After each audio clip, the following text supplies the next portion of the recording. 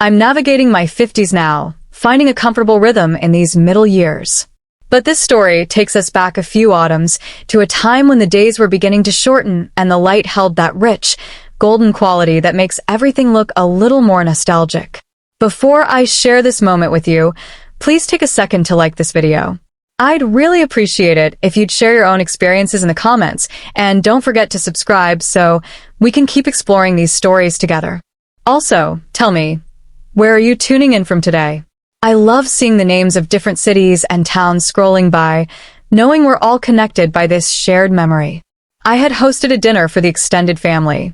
It wasn't anything extravagant, just a hearty meal, laughter bouncing off the walls, and the smell of roasted sage and coffee lingering in the air. My nephew had drifted in later than the rest. He's always been an observer, the kind of young man who stands at the edge of the room, taking in the mood before joining the conversation. He notices the details most people miss, the way a painting is slightly crooked, or how the cat always finds the warmest spot on the rug. I hadn't seen much of him since he'd graduated and stepped out into the maze of adulthood. We exchanged a hug, warm but brief, and he gave me that tight, polite smile that usually hides a heavy mind. As the evening wound down and the last car pulled away, the house fell into a comfortable hush. He stayed behind, offering to help me dry the good crystal and fold the linens. Outside, the wind was picking up, rustling the dry leaves against the pane, but inside it was warm. We worked in a rhythm, and I remember thinking how rare it is to find a silence that doesn't feel empty. It felt companionable. Then, he broke the quiet. He spoke my name with a specific kind of weight, the tone you use when you need to drop your guard.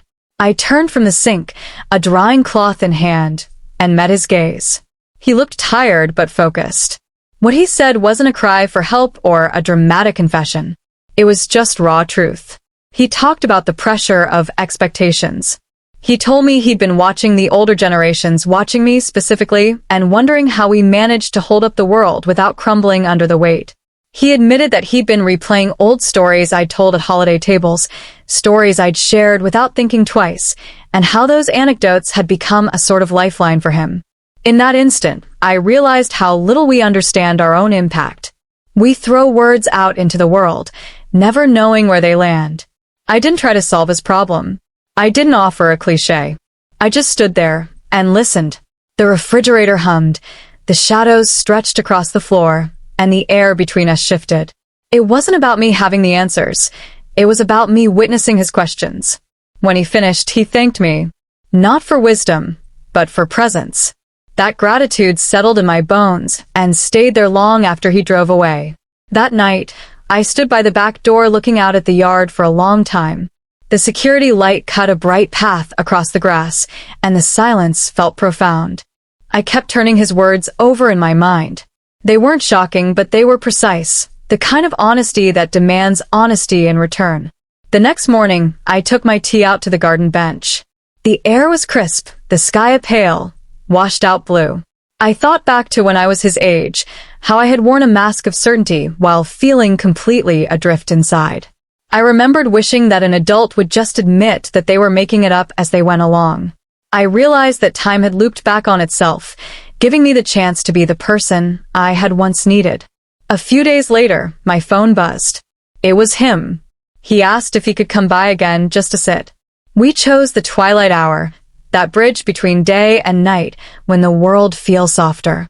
We sat on the patio this time. The neighborhood was settling down.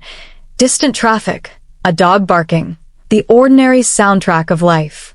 He talked about his career, about the feeling that everyone else had been given a map that he never received.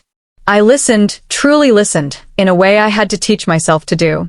I resisted the urge to interrupt or to smooth over his jagged edges. When it was my turn, I didn't preach. Instead, I told him about my failures. I told him about the projects that flopped, the years I felt stagnant, the doubt that used to keep me awake at 3 a.m. The change in him was subtle, but visible. He exhaled a breath he seemed to have been holding for years. He laughed, a genuine sound, and said it was a relief to know that confusion wasn't a sign of defeat. It was just part of the process. I felt a quiet surge of pride, not for my advice, but for the bridge we were building. As the sky turned a deep indigo, I knew this wasn't just a one-off chat. It was the start of a new dynamic. I watched him walk to his car, lighter in his step, and I knew we were both learning to navigate this new terrain of adult friendship. Weeks rolled by, filled with small, digital echoes of our conversation. A message about a song he found. A snapshot of his view from the office window. Nothing urgent, just the steady architecture of trust. I began to rely on these moments, too. They reminded me that you don't need a title to be a mentor. You just need to be available. One rainy afternoon, he dropped by without warning. The clouds were heavy and low, making the house feel like a cozy fortress. We sat in the living room with a stack of old travel journals I'd kept from my 20s. He asked if I ever read them. I admitted that I did, mostly when I needed to remember that I had survived hard things before. He picked one up gently, treating it like an artifact, and asked what I would say to the girl who wrote those pages. The question stopped me. I thought for a moment, listening to the rain tap against the glass. I told him I would tell her to breathe. To trust that clarity is a slow dawn, not a lightning strike. He nodded, absorbing that. I could see him applying the words to his own life. Then, he shared a choice he was wrestling with, a decision that required him to be brave rather than safe. He didn't ask me what to do. He just needed to say the words into a room where they wouldn't be judged. I told him I admired his deliberation, and that strength is often just the ability to sit with uncertainty until the answer appears. When he left that day, the house felt brighter, despite the storm outside. I realized this wasn't a one-way street. I was learning too. I was becoming more attentive, more patient, more aware of the power of a soft answer. The most pivotal moment came on a completely average Tuesday. The sun was dipping below the horizon, and the house was settling into its evening rhythm. He stopped by for just 5 minutes on his way home. We stood in the entryway, the door half open to the cool evening air. He told me he had made his decision. He wasn't ecstatic, and he wasn't terrified. He was calm. He told me that our talks had acted like a mirror, helping him see his own thoughts clearly enough to trust them.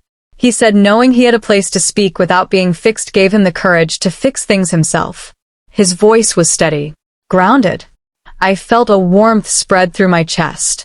We rarely get to see the moment someone steps into their own power. I thanked him for sharing that with me, and I meant it. It takes guts to acknowledge the people who help you grow. We stood there for a moment longer, just two adults sharing a quiet victory. The light in the hall was warm, the scene familiar, but everything had deepened. We talked about trivial things, weekend plans, the weather, but the subtext was profound. When he drove away, I smiled. Not because a chapter had ended, but because a lesson had been learned. I realized then that growth isn't always a loud, dramatic event. Sometimes, it happens in the quiet corners of a kitchen or on a rainy afternoon. It comes from showing up, from closing your mouth and opening your heart, from respecting the silent battles others are fighting. Years later, I still carry that afternoon with me. It reminds me that a soft voice can drown out the noise of the world, and that connection, when it's built on mutual respect, transforms everyone involved. It's a lesson in the power of simply being there, steady, open, and true.